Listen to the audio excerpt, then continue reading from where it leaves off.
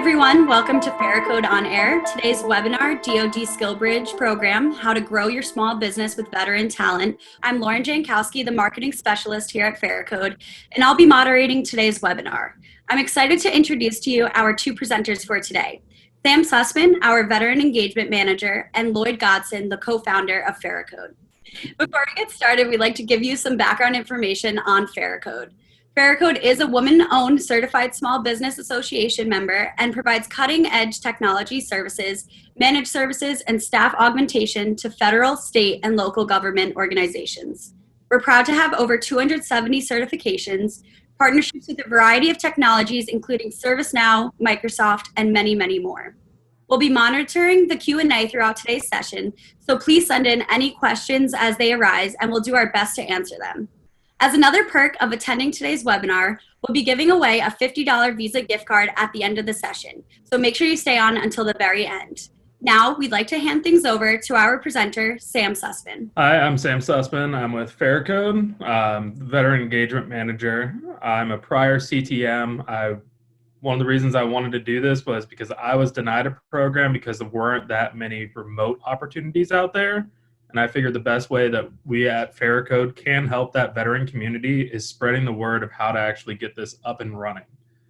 So today we're going to be going over what SkillBridge is, how to get started, how to build your program, the next steps after you've built your program, where to find and recruit potential SkillBridge service members, and metrics that you should kind of keep an eye on in the future. So I have the special kind of announcement.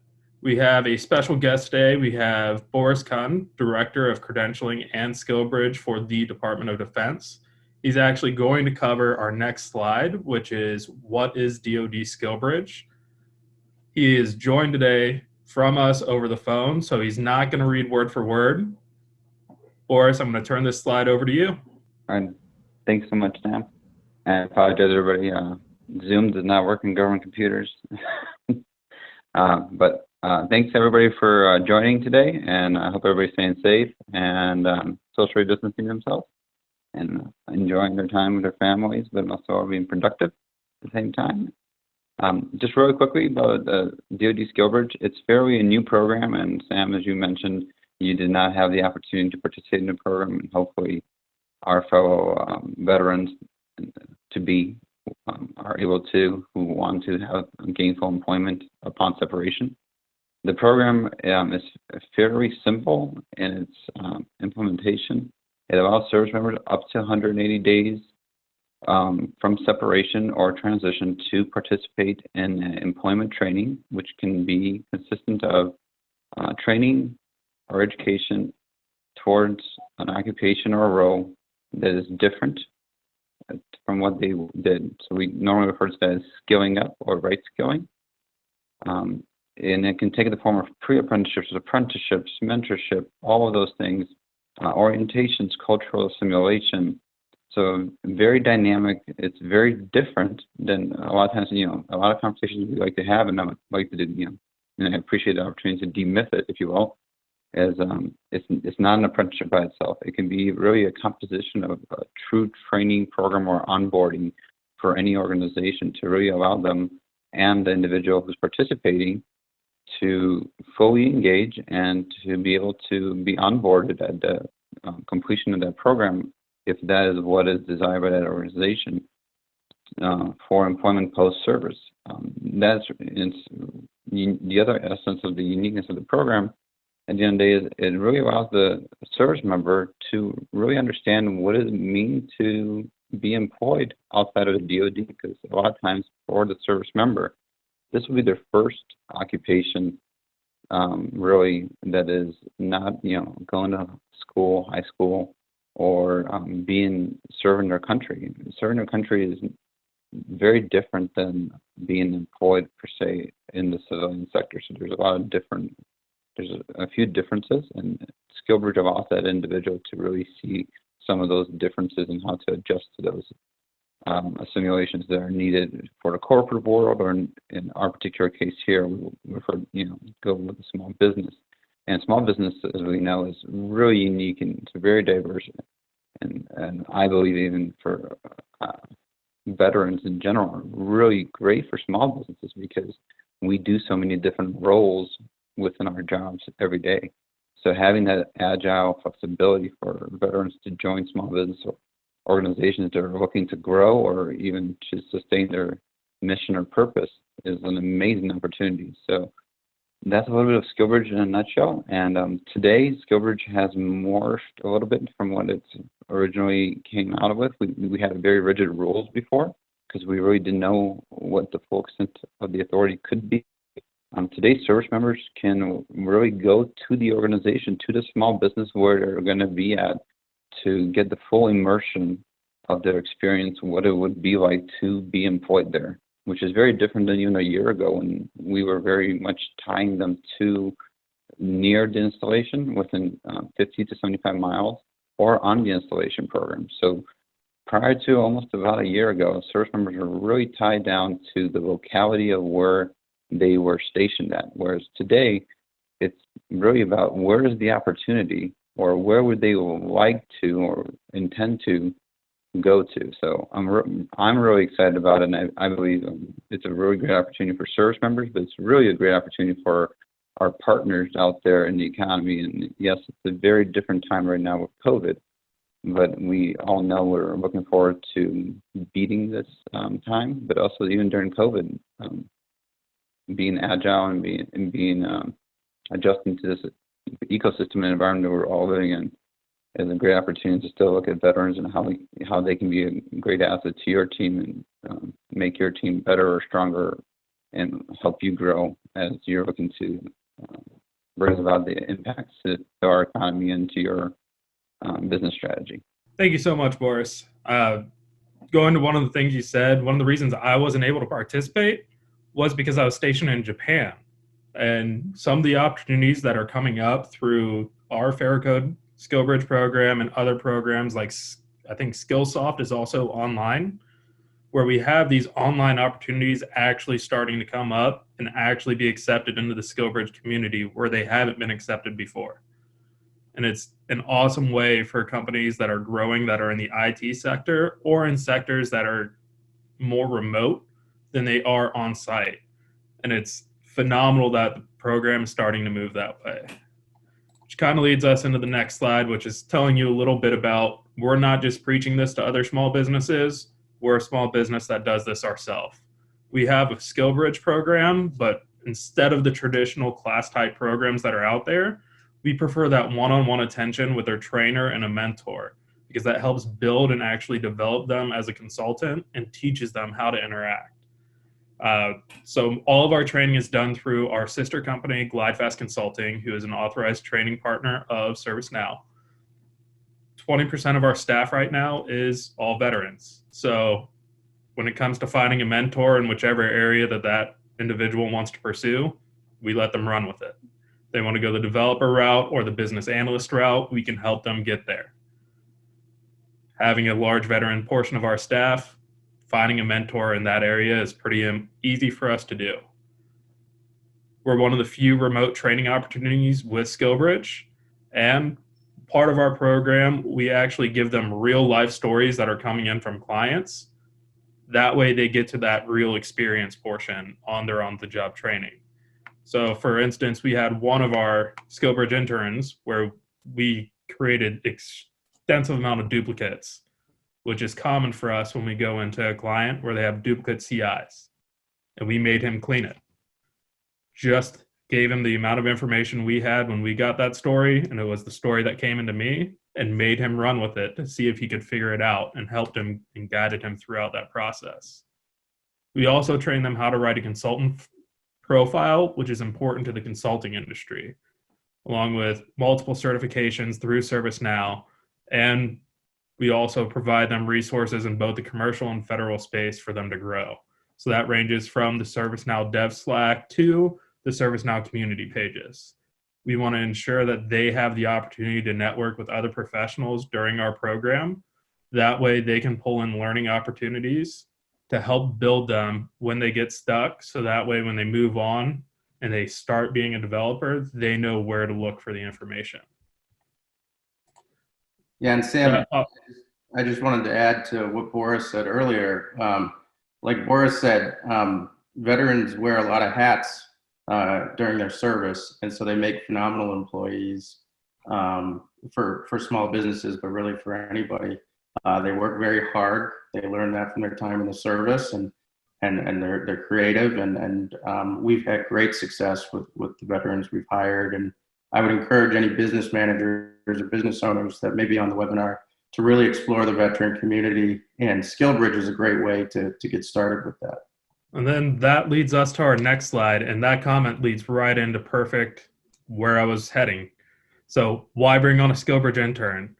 Department of Defense spends a ton of money training us. It's insane the amount of training that just goes in to do your job, but then there's also a cool thing called collateral duties, which is extra jobs that you have to do on top of your regular job. This allows for diversity for them to do the job that you're bringing them on to do, but they can also see problems in other areas and provide potential solutions there as well. Some of the stats are just a lot of the common stats from the veteran community. 65% of veterans have some sort of college education or higher, which makes them more educated than their peers. 68% of employers that report that veterans perform better or much better than their peers. 57% of veterans stay at jobs longer than the median tenure of 2.5 years. So when you bring these people on board, you have a higher chance of them staying with you beyond that 2.5 years. Then there's also the tax credits. And if any business is trying to make a financial decision, you get a free employee and you get tax credits once you bring them on board, depending upon their veteran status. If you want to actually learn and get more in-depth detail, I did provide a link, which is veterantaxcredits.com at the bottom of this slide. They are a great resource, not only for you as the company, but for the individual that's going through your program, because in order for those tax credits to be applied, you do have to get a certification. It's very simple, and Veteran Tax Credits does not charge the veteran a single dime to help them with getting that certification, so the small business can actually claim those tax benefits. And for those of you that I piqued your interest, you're probably wondering where we should start. That leads us up to where to start. So if you're not sure whether or not a SkillBridge program is great for your company, that's fine. Getting the conversation started is the first step to figuring out when to start. A lot of companies right now are very fearful with everything going on with COVID-19, but that also opens up a huge opportunity as well. A lot of companies are having to make budget cuts due to shutting down. So a lot of the construction industry and landscaping industry that's here local in Dayton, Ohio, they're having issues with being able to actually meet the goals they need to survive the winter. One of the things that I just spoke with a lawn care company about was pulling in some veterans through SkillBridge to train them to run their own lawn care business. And they are in full swing of building that program up and building the foundations. That way they can participate and pull in these guys to teach them how to essentially be their competition, but to help make it through the winter. When you're a growing business, overhead can be kind of a drag. One of the ways to cut that is through the SkillBridge program. You can bring on an intern, train them to do the job of how you want them to do it, and you don't have to worry about that overhead during the onboarding process. Then there's also contract opportunities. So doors do open with the SkillBridge program when you are actively involved. When you have a successful SkillBridge program and you're going for government contracts, you can include that in with your contracts that you're going to use SkillBridge interns, or mention that you have a program, and it could potentially help your contract opportunities. So once you decide to start, that's when we're going to start heading into build your program. So when you're looking to build your program, you need a way to train, a way to recruit, and a team to support them. These are 3 things that are critical to your success as a program. So one of the things you do need to do is identify the training gaps. So for instance, being a former CTM, I was trained in IT, networking, I worked on the platform called BMC Remedy, but I had the skills gap to where I'm at now, which was ServiceNow. Learning that skills gap is exactly what's needed for our program. So we take that training that we're giving them to fill that gap so that way they can be experts in the area. And building the team, I know from my experience being a veteran and having the conversation and being that first conversation with these SkillBridge applicants, it significantly helps us to actually get the conversation started. Because a lot of these programs are currently local to their commands, but they don't understand that different bases might have different local instructions. So you have to have that flexibility if you're going towards that online approach of adjusting what you have to meet those local instructions. All right, we're going to head over to the next slide, which is part of building your program, but it's identifying the MLSs and rates that would fit your SkillBridge roles. So like any recruiter, you need to figure out who is your target market. What service members are going to provide the best quality training prior experience to succeed in the career you're training them for. So for our SkillBridge program, essentially any IT rating. If you work with a computer, more than likely you will be able to succeed in ServiceNow because in some shape, form, or fashion, you either use ServiceNow or you use one of the competitors, whether it's BMC Remedy, SAP, you name the IT ticketing system, we've all worked on them and have all had to get some sort of reports out of them. And that's basic admin work that starts the foundations to understanding how to actually do the work with us. The other kicker is you might not want to do an MOS rate specific, but also consider their collateral duties. So let's say you're looking for an HR manager and you're wanting to use an HR manager or a SkillBridge intern to fill that HR manager role. You can have somebody who has a completely different MOS that's not HR, but they're a SAPR victim advocate, so they know about the sexual assault and response and how to have those conversations and how to address the issues that occur in everyday business that you are required to train about. And you have a vast set of skills because of all those collateral duty hats that some of these service members are wearing. Military starts teaching leadership right at day one and when you get to boot camp. That is one of the biggest things that I got out of the military was the leadership potential as soon as you join. So in boot camp, I was the port watch section leader for my boot camp division where I assigned watch duties on a daily basis. I determined who was going to sleep that night and who was going to be standing watch and filling out the deck log. And I had to figure out a way, how do I be fair? I don't think I would ever have known how to schedule without that little piece of help in boot camp. And when you start identifying those service members, you just need to figure out those little skill gaps.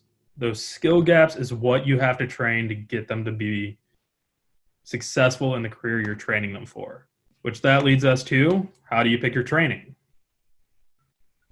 So when we look at what training they might need, there are several different routes of training an individual, whether it's professional certifications, on-the-job training, or just straight up work experience.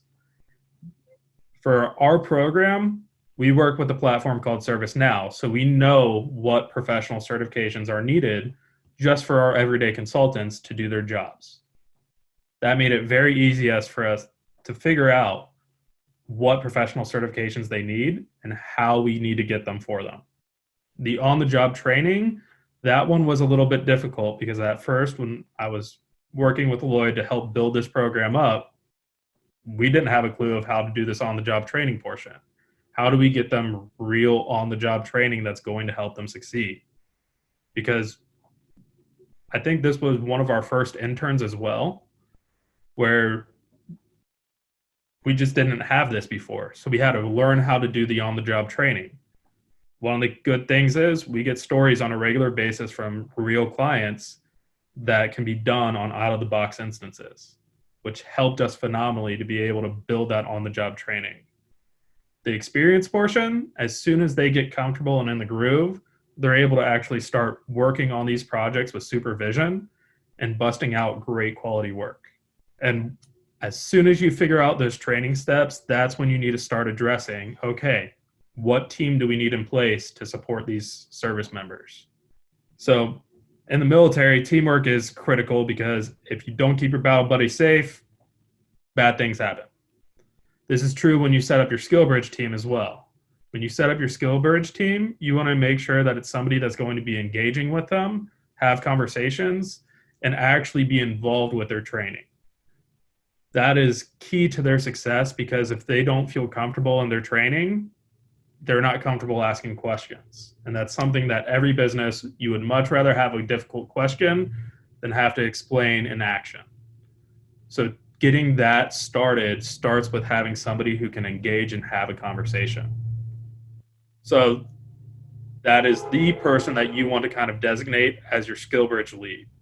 Your SkillBridge lead is going to be the person that is your face to face with everybody that's in your program and everybody coming in. This person can also wear that recruiter hat as well. They don't have to, but veterans typically are good at finding active duty service members who are transitioning. And that's thanks to a lot of the networking capabilities that we'll get into a little bit later on. Then there's also the training piece. You need to figure out a way of how to actually provide that on-the-job training and not take away from your everyday business as well. That way you can keep your operating cost of the program low, but keep the quality of training high. So if you don't have a training team already, you might want to bring somebody in that's dedicated to training, not just for your SkillBridge people, but for your company as a whole, for doing safety trainings and stuff like that. So once you get this done, what do you do next? You have the foundation set up, and now you're ready to actually get started with DoD SkillBridge. The first thing you should do, the current instruction is DoDI 1322.21. However, Boris has informed me in the previous interview that a new instruction is actually coming out here soon. That new instruction, you want to keep an eye out for it, because that number is going to change. Currently, we're operating under that, but you still should register on the DoDSkillBridge.com website, so that way you get the approval at the DoD level, and when it comes down to those local instructions, you might have to get it at their base level and branch level as well. So you have to kind of be flexible for when the new instruction hits. So a lot of these were taken right off of the DoD SkillBridge site.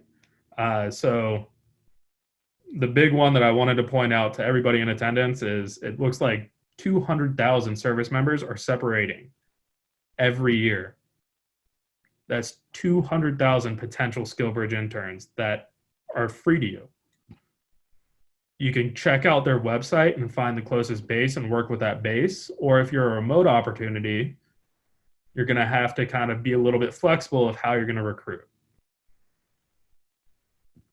One of the other things you need to do is connect with your transition offices. That's key for those local instructions. So if you're working with your transition office, more than likely they will have the correct versioning of the MOU that you will need to participate in the program. They will know the local instruction of what needs to be routed and what check marks that are at the local level that aren't at the national on the DoD SkillBridge program itself. The other portion is the MOU, the Memorandum of Understanding. This is the actual contract between your company and their command. That is what's going to be able to allow them to draft the orders for TDY, so that way they can be stationed with you instead of their command. I'll be providing everybody in this meeting with a blank MOU that I got from Boris when I was initially starting our program. And work with your transition offices, because there might be local differences in that MOU of how it needs to look. So this will get you started with a real MOU. You can just plug your data in, plug the service member data in, and their command data in, and it's ready to roll. You also need to make sure that you have a mentorship network. If you don't have a mentorship network, there are tons of free military veteran networks out there. There's Veteran Mentor Network. You have Veterati, which you can even register as your company yourself and have your SkillBridge lead register to handle those mentorship calls through Veterati, which will give you phenomenal phrasing questions. You learn how to ask questions. They give you rubrics to have real conversations on building each other up, because that mentor-mentee relationship isn't one directional towards the mentee. The mentee actually will help your mentors grow as professionals as well. So that leads us over to getting connected, which is how do you actually find these service members?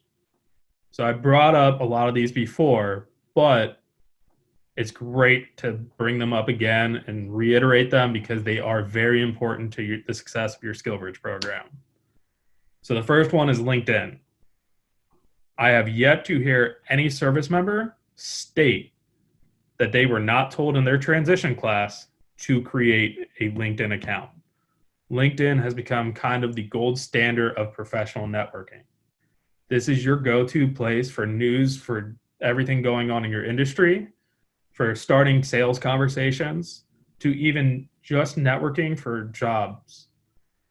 It's a great tool, and part of that tool is groups as well. So Veteran Mentor Network is one of the largest groups on LinkedIn, and it's all veterans helping veterans through mentorship. It's one of the best groups, in my opinion, on LinkedIn right now, because we see the veteran community engaging with service members who are up to 4 years before they get out of service, asking advice for how to transition. Your base transition offices, those are going to be your local point of contact for those individual bases. Because every command can have a different routing process for the DoD SkillBridge chit to go up to the commanding officer, you have to look at that instruction and adapt what information you're providing. The community-based networking. So originally I brought up that we got our interns involved in what's called the ServiceNow Developer Slack channel. That is a Slack channel that is open to any and everyone that is working within ServiceNow. There's actually a military veterans channel in that Slack group that is just military veterans exchanging conversations with each other, doing that professional networking and sharing leads with each other. There are more than likely other groups out there for every industry. I know there's a veteran group on LinkedIn that's for construction management, for plumbing, you name it, it's out there. And after you're connected, that's when you can actually start that recruiting process. Once again, I'm bringing up Veteran Mentor Network. I will keep repeating it and keep saying it. If your employees are not in Veteran Mentor Network, you're missing out on a huge talent pool, not only for SkillBridge, but the entire veteran market. Anytime a veteran is looking for a job, typically that's the first place they're going to look for one. You also have VROs, which are veteran resource organizations, which are typically nonprofits or not-for-profits that are dedicated just to helping veterans. That will be your VFW, AMVETS, American Legion, Disabled Veterans of America. There's several out there, and getting connected with those potentially could help you actually reach out to the service members and help build your veteran community. Veteran employees. Those are going to be your best tools for finding somebody who's transitioning, because typically we have somebody who's still serving that we know that would be perfect to work with us.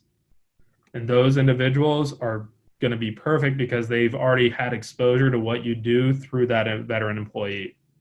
So the next slide is going to be about metric. Oh, Sam, just before we continue, we actually have some great questions for you and Boris that I'd like you to start to address, if you don't mind. Can you see them there? I can see them. All right. Yeah, let's start from the top down, and maybe for Boris, you could just read them out. Alrighty, could Boris or Sam speak to the idea of an MOU going across all branches and all bases? Sure. Okay. So to address that question, so today we do have an MOU that goes across all the departments with regard to the bases. If you were going to have a program on the installation, each installation, the best way to categorize it is each installation is its own city. So then you would be required to have an MOA for that installation. So if you're going to be using water, utilities, etc., facilities, require an MOA. The only outlier right now out of the services is the Army, but we're working with them continuously. So we hope to have eventually all the services wrapped into our one MOU like we do with tuition assistance. But for now, basically we do have a blanket MOU that covers all the services. And if you need assistance and want to know just how each service does it, with regards to the service member applying for the programs or participating in SkillBridge, we actually have that on the SkillBridge on how to apply for all the services, and then also for industry partners as well. So they no longer actually do MOUs for individuals other than the Army, if you're going to do like a one-off or anything like that. So, but for the services, for the Navy, Air Force, Marine Corps, it's just a request sheet. So it looks like the other questions, one will be answered here in a little bit, and I would like to save the other ones for a Q&A session because they might spark other questions. Okay. And I have a feeling this slide is going to spark a few questions, which is the metrics. Right now, the metrics are pretty vague, where you have to offer a job at the end and you record your own. One of the big things I've noticed is a lot of different companies are tracking so many different things. However, these 4 points that I have right now are typically what I'm asked by the service member every single time. So tracking those metrics seems to be what the service member wants to see. So Boris might be able to speak upon what the new instruction might have, but I just want to cover strictly what these service members are looking for when they are asking these questions about specific metrics of our program. They want to know the acceptance rates, how many people apply, so they know how many people are accepted. That way they know their odds before even applying for the program. Post-employment numbers, they want to know, are you actually hiring these people, or are you making a job offer and they're going with another employer, or are they deciding, you know what, I want to go back to the military? Those are key critical components to your SkillBridge program that they are definitely going to ask. The other one is training hours. This is not only just for your information and for their information, but sometimes branches will have their education office reach out to you and ask, what are your training hours? You're an online opportunity, but we want to make sure they're actually getting 8 hours of training a day. How are you going to account for those numbers? When you start recording those metrics and having those metrics behind you, it makes it a lot easier to justify your online training program. And then retention. How long are your SkillBridge interns staying with you? When you're starting out, you're probably not going to have that number, but you're just going to keep watching it. You're going to track it and make sure that you're seeing all these trends, and you want to share those trends, not just with your potential SkillBridge interns, but with people like Boris, because those numbers could potentially help SkillBridge in the future become a funded program. Potentially. Doesn't mean it's going to happen, but if we start seeing all 200,000 separating service members every year participating in SkillBridge, that could be huge for Department of Defense.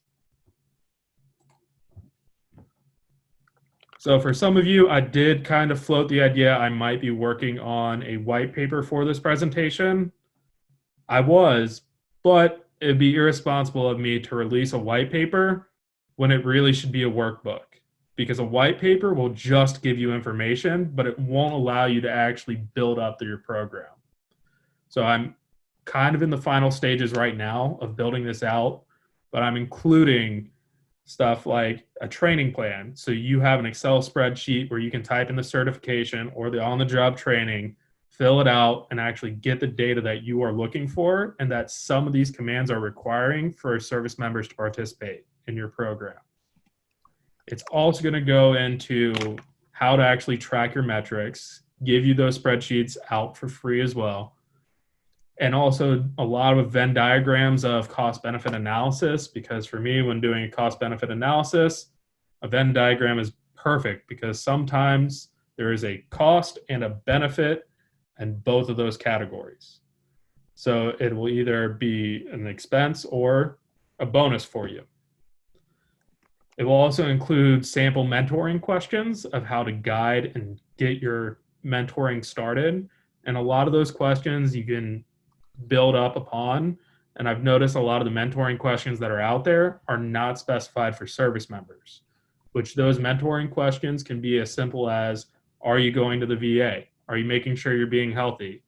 Are you doing okay? And just simple things like that that are important to the veteran community that seem like little minuscule things that don't typically happen in the civilian world. You also want to, it'll go over how to set up a steering committee, which will be a board of representatives, whether it's just within your company or outside your company. So if you're like us, who's a consulting firm, you could pull in board members from your clients and say, hey, we're looking for kind of a way to build up our SkillBridge program. We would like your input of, would this be beneficial for you to learn too? And they will bring in, they'll say, you need to focus in on this area. This is a huge area of where we're going in our direction. Because then that helps you guide your training in whatever direction you want to head. And then goal setting. One of the biggest goals is your first SkillBridge intern.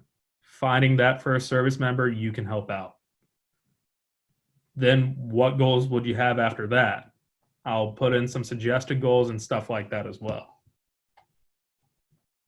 And that leads us to the Q&A session, which I promised we would get back to our portion of the Q&A. So if you have any questions, be sure to type them in that chat.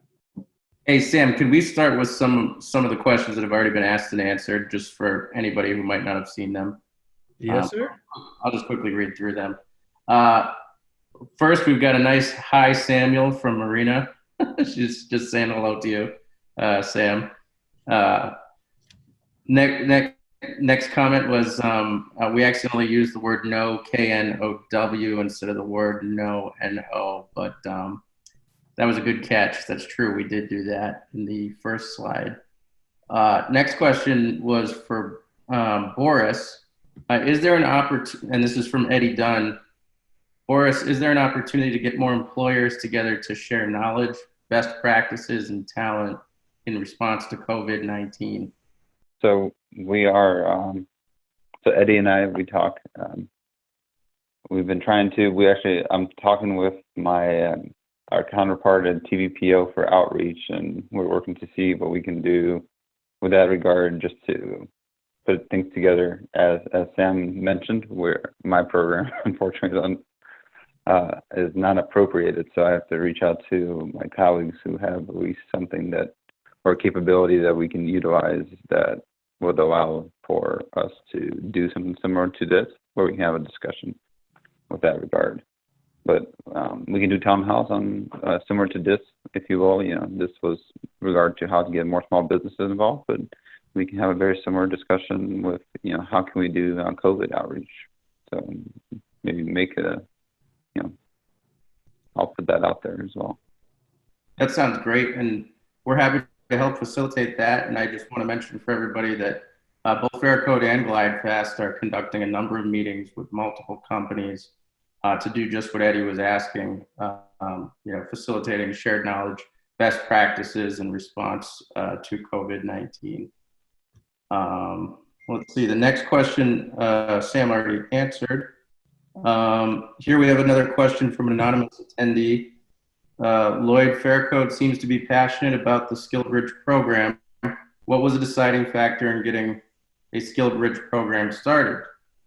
As a general rule, we've tried to hire veterans where possible. And, you know, when Sam told me about SkillBridge, I knew that we had a great way financially to train veterans to launch their careers in our space. So Sam, how big would you say we were when you first mentioned SkillBridge to us?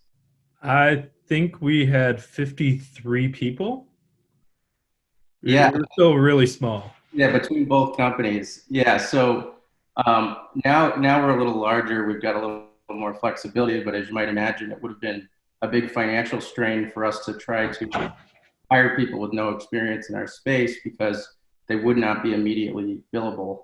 So SkillBridge was a perfect way for us to have 6 months of runway to get people up to speed to where we were comfortable having them serve our customers.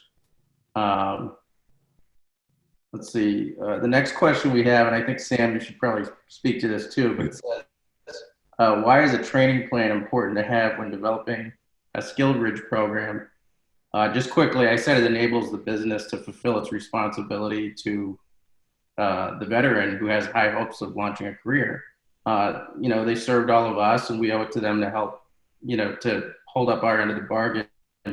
However, that doesn't mean that it's got to be a perfectly crafted training program. It can be shadowing mixed with a certification path that usually the rest of your employees have to follow anyway, along with maybe assigning a couple mentors at the company to make sure that they're feeling good and staying on track. With that, Sam, I'll leave the rest to you. So one of the big things for me is exactly what Lloyd said, the business aspect of making sure that these rubrics aren't just applicable to your SkillBridge interns, but it also helps your professional development within your own organization.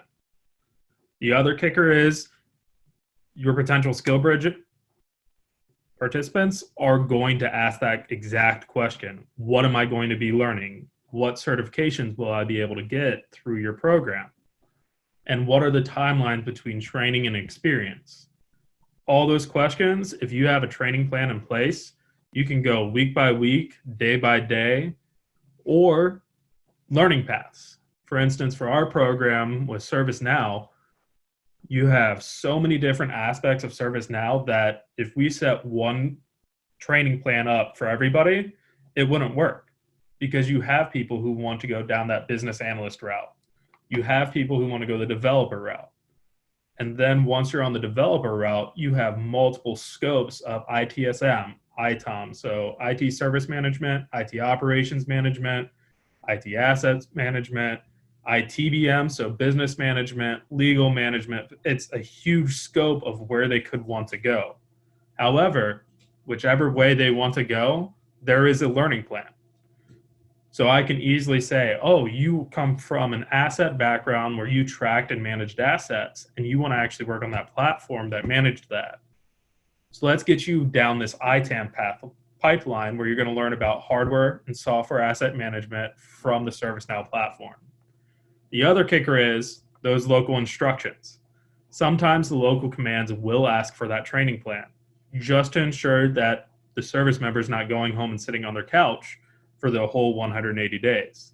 They want some way to have a definitive plan where they are going to see, okay, here's milestones. And those commands, our interns' commands have both reached out during their programming to ask, where are they at?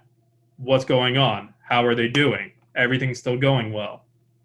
And they will communicate back and forth, and having that communication with that command will build that trust, not just with that command, but I guarantee you that CEO will tell another CEO, hey, I had the SkillBridge intern over at Pharicode, and they engaged us through this learning process and even told us about the job offer before they told the service member. Which it's, those little things will help grow your brand of your SkillBridge community. Alrighty, so Eddie Dunn has another question. A lot of questions about metrics here. Should I wait till the end or ask them now? Definitely fire those off now, and I'm guessing they're over here now. I too have my own consulting practice and would welcome an opportunity to collaborate on this workbook. I'm currently running a large SkillBridge program for a major healthcare program. I'm going to write your name down, Eddie, so that way I can get in contact with you. Any help would be greatly appreciated. I'm also having my father help me, who is a former educator, so that way these lesson plans and the learning plans look very similar to what schools are doing. Because when you have those training plans, it's just going to be a more successful program as a whole.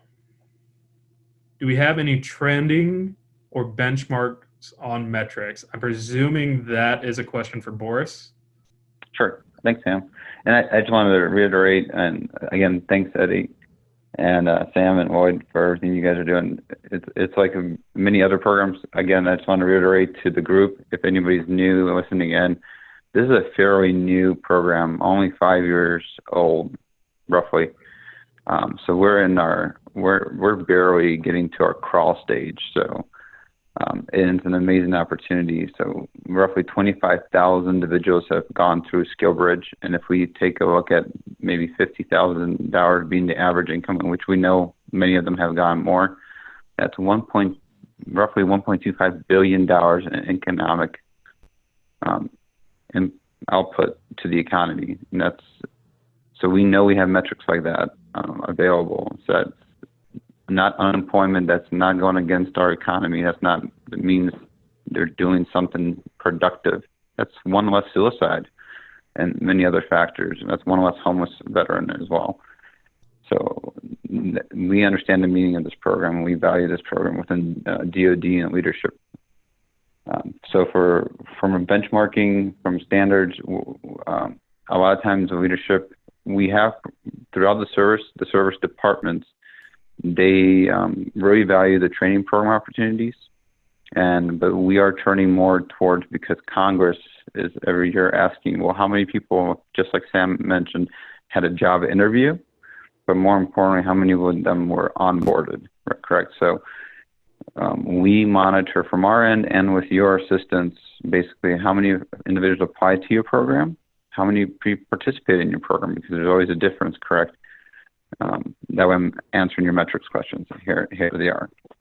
So in a nutshell, how many folks have applied to your program? How many individuals participate in your program? How many of them completed your program? Because there might be a difference between how many actually started and how many completed. Various reasons there could be for that. And I believe any large program, Eddie and Sam, you can probably talk to those if you wanted to, or we can probably post those afterwards. So then how many of those individuals then who completed the program received a job interview from your organization or even a partnering organization? And then how many of them said yes to the opportunity or said no? Because just because you offer an opportunity, they might have said no to you too. And then the penalty is not against you. So, and we can report that to Congress as well. Then the other part is talking about metrics, and that is inside the OSD MOU as well, is we ask that you are able to, if asked, to provide metrics on employment 60 days, 90 days, and 180 days out. The reason we ask that question, or we put that in the metrics if we ask for it, is because then we are still responsible for their unemployment. If anybody knows the unemployment laws, it's the previous employer that's still responsible for their unemployment benefits. And a little secret I'll let you in, I'm an econometrician, and we have a longitudinal study with census and Social Security, and so we can do spot checks.